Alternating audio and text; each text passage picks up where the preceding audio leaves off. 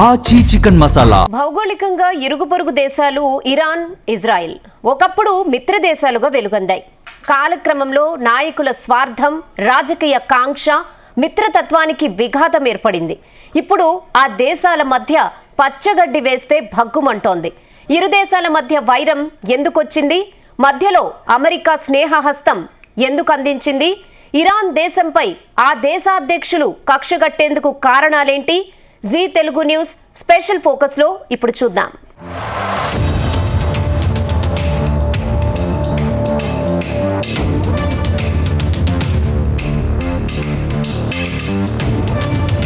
ప్రపంచంలో భౌగోళికంగా ప్రత్యేక వనరులతో ఉన్న ఇరాన్, ఇజ్రాయెల్ దేశాలు మిత్రత్వానికి మారుపేరుగా రాణించాయి.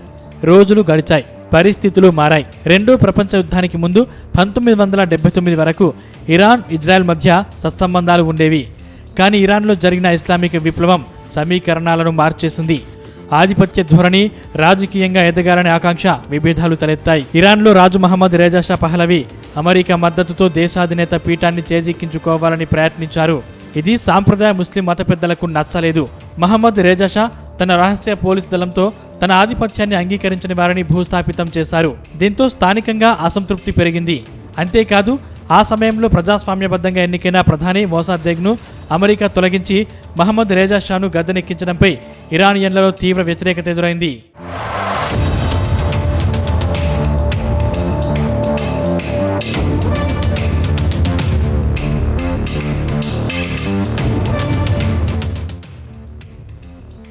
ఇరాన్లో ఇస్లామిక్ విప్లవం ఊపందుకుంది. అమెరికా మద్దతుతో ఇరాన్ దేశాధినేతగా పీఠం చేజిక్కించుకున్న రాజు మహమ్మద్ రేజా షా పహ్లవి విధానాలను విమర్శలకు దారితీసింది. ఇస్లామిక్ విప్లవ నాయకుడు అయాతొల్లా రుహుల్లా ఖమేనీని 1964లో దేశ బహిష్కరణ చేశారు. అప్పట్లో ఫ్రాన్స్ నుంచి ఆడియో క్యాసెట్ల ద్వారా ఇరాన్ దేశ ప్రజలను ఉత్తేజపరిచేవారు.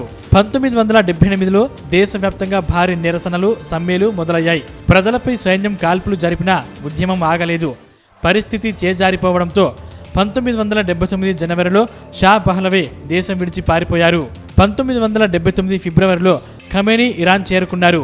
ఏప్రిల్లో జరిగిన రెఫరెండం ద్వారా ఇరాన్ అధికారికంగా ఇస్లామిక్ రిపబ్లిక్గా మారింది. ఇరాన్ దేశంలో ప్రజాస్వామ్యం ఉన్నప్పటికీ మత పెద్ద చేతిలోనే తుది నిర్ణయం ఉండే విధంగా రాజ్యాంగాన్ని అమల్లోకి తెచ్చారు. ఇరాన్లో ఇస్లామిక్ విధి విధానాలతో పాలన వ్యవహారాలు సాగాయి. ఇస్లామిక్ విప్లవం ప్రజల్లో మార్పు తీసుకొచ్చింది. మత పెద్ద చెప్పినట్లే అందరూ నడుచుకున్నారు. ఇరాన్లో అమెరికా పెత్తనం ఏంటని ప్రజల్లో వ్యతిరేక భావన వ్యక్తమైంది.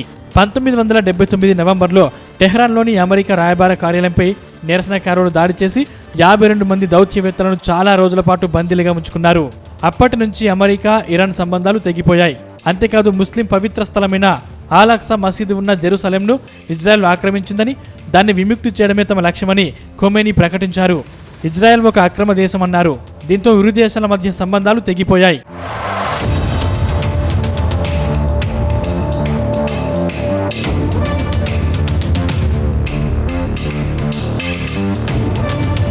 ఈ పరిణామాలతో ఇరాన్ దేశ ప్రజల్లోనూ పాలకుల్లోనూ అమెరికా, ఇజ్రాయెల్ దేశాలంటే వ్యతిరేకత భావన వ్యక్తమైంది. ఇజ్రాయెల్ను ఒక దేశంగా గుర్తించడానికి ఇరాన్ నిరాకరిస్తుంది. ఇరాన్ నేరుగా యుద్ధం చేయకుండా ఇజ్రాయెల్ చుట్టూ ఉన్న గాజా, లెబనాన్, యోమన్ వంటి సంస్థలకు ఆయుధాలు, ఆర్థిక సాయం చేస్తుందనే వాదనలున్నాయి. ఇరాన్ దేశం అనుసరిస్తున్న కుట్రపూరిత వ్యవహారాలు దేశ భద్రతకు పెను సవాలుగా మారుతుందని ఇజ్రాయెల్ భావించింది. ఇరాన్ అణ్వాయుధాలను తయారు చేస్తుందని ఇజ్రాయెల్ బలంగా నమ్ముతుంది. ఇరాన్ చేతిలో అణుబాంబులు ఉంటే తమ మనుగడకే ప్రమాదమని భావించిన ఇజ్రాయెల్ గతంలోనే ఇరాన్ శాస్త్రవేత్తలను, అణు కేంద్రాలను లక్ష్యంగా చేసుకుని దాడులు నిర్వహించింది. పశ్చిమాసియాలో ఇజ్రాయెల్ దేశానికి అమెరికాకు అత్యంత విశ్వసనీయమైన భాగస్వామిగా రాణిస్తోంది. అయితే అమెరికా జోక్యానికి కేవలం స్నేహం మాత్రమే కారణం కాదు. దీని వెనుక బలమైన భౌగోళిక, రాజకీయ కారణాలు ఉన్నాయి. ఇరాన్ పరిసరాల్లో అపారమైన చమురు నిక్షేపాలున్నాయి. ప్రపంచ దేశాలకు ఇరాన్ చమురు సరఫరా చేస్తుంది. ఇరాన్ తన క్షిపణులతో ప్రపంచానికి చమురు సరఫరా చేసే కీలక మార్గాల్ని మూసివేస్తే ప్రపంచ ఆర్థిక వ్యవస్థ కుప్పకూలుతుంది. దీన్ని అడ్డుకోవడం అమెరికాకు కీలకం. ఇరాన్ విస్తరణవాదాన్ని అడ్డుకోకపోతే సౌదీ అరేబియా వంటి ఇతర అరబ్ మిత్రదేశాల భద్రత ప్రమాదంలో పడుతుంది. ఇది రష్యా, చైనాల ప్రభావం ఆ ప్రాంతంలో పెరగడానికి దారితీస్తుంది. ఇరాన్ అణుసామర్థ్యం సాధిస్తే పశ్చిమాసియాలో అణ్వాయుధాల పోటీ మొదలవుతుంది. అందుకే అమెరికా అధ్యక్షుడు ట్రంప్ ప్రభుత్వం ఇరాన్పై కఠిన ఆంక్షలు విధిస్తోంది.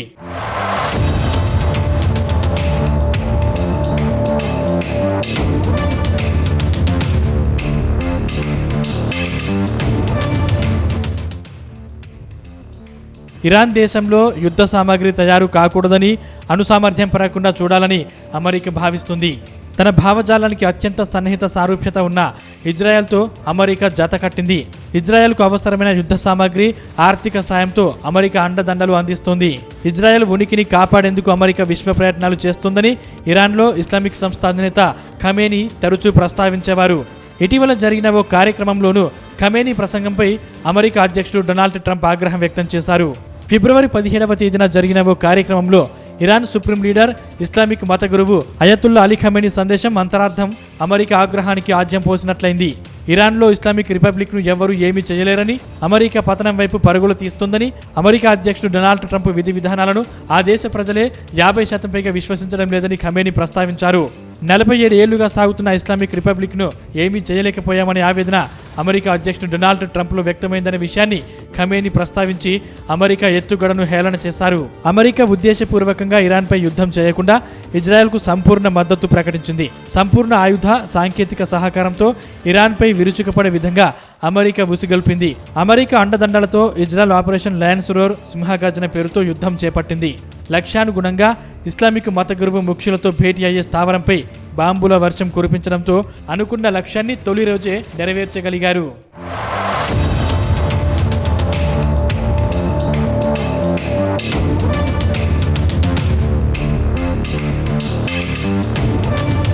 ఇజ్రాయెల్ సైన్యం ఇరాన్లోని క్షిపణి కేంద్రాలపై భారీ దాడులు ప్రారంభించింది.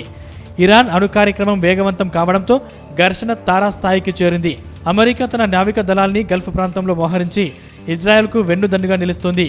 ఈ యుద్ధం కేవలం 2 దేశాల మధ్య భూభాగం కోసం మాత్రం కాదు. ఇది సిద్ధాంతాలకు, ప్రాంతీయ ఆధిపత్యానికి, భవిష్యత్తు అనుభద్రతకు మధ్య జరుగుతున్న పోరాటంగా పరిశీలకులు భావిస్తున్నారు. శత్రుదేశంపై పగబడితే అమెరికా తిరుగులేని విజయం సాధిస్తుందనే ధీమా అమెరికా అధ్యక్షుడు డొనాల్డ్ ట్రంప్లో వ్యక్తమైంది. ఇజ్రాయెల్తో కలిసి అమెరికా జరిపిన ఆపరేషన్ ప్రపంచాన్నే పరేషాన్ చేసింది. ఇరాన్ సుప్రీం ఇస్లామిక్ మత గురువు అయతుల్లా అలీ ఖమేనీ భేటీ స్థావరంపై బాంబుల వర్షంతో వైమానిక దళం విరుచుకుపడింది. ఈ వైమానిక దాడిలో ఇరాన్ సుప్రీం ఖమేనీతో పాటు ఇరాన్ రివల్యూషనరీ గార్డ్స్ అత్యున్నతాధికారి, ఖమేనీ భద్రతా సలహాదారు మేజర్ జనరల్ మహమ్మద్ పాక్పౌర్ మరణించారు. ఖమేనీ మరణంతో టెహ్రాన్లో కొందరు భవనాలపైకి వచ్చి సంతోషం వ్యక్తం చేశారు. మరోవైపు వేల మంది నిరసన ప్రదర్శనలు నిర్వహించారు. షియా ముస్లింల ప్రధాన ఆధ్యాత్మిక కేంద్రమైన మషాద్లో జెండాను అవనతం చేశారు. ఖమేనీపై దాడుల వివరాల్ని ఇజ్రాయెల్ రక్షణ దళం వెల్లడించింది. వైమానిక దాడుల్లోనే ఆయన మరణించారని పేర్కొంది. డజన్ల సంఖ్యలోని సైనిక స్థావరాలపై విస్తృత స్థాయిలో సమన్వయంతో అమెరికాతో కలిసి దాడులు చేశామని తెలిపింది. ఇరాన్లోని బాలిస్టిక్ క్షిపణి కేంద్రాలపై అమెరికా శక్తివంతమైన బాంబర్లను ప్రయోగించింది. ప్రపంచానికే శాంతి దూతగా స్వయంగా ప్రకటించుకున్న అమెరికా అధ్యక్షుడు డొనాల్డ్ ట్రంప్ విధ్వంసానికి కారకుడయ్యారనే విమర్శలు వెల్లువెత్తుతున్నాయి. యుద్ధాలు జరగకుండా శాంతి సామరస్యతను ప్రోత్సహించాల్సిన అగ్రరాజ్యం పొరుగు దేశాలపై విచక్షణారహితంగా విరుచుకుపడటం దారుణమనే విమర్శలున్నాయి. ఇరాన్, ఇజ్రాయెల్ దేశాల మధ్య యుద్ధ తీవ్రత ప్రపంచ దేశాలను వణికిస్తుంది. ఇరాన్, ఇజ్రాయెల్, అరబ్ దేశాల్లో బతుకు తెరువు కోసం వెళ్లిన ప్రవాస భారతీయులు ప్రాణభీతితో విలవిల్లాడుతున్నారు.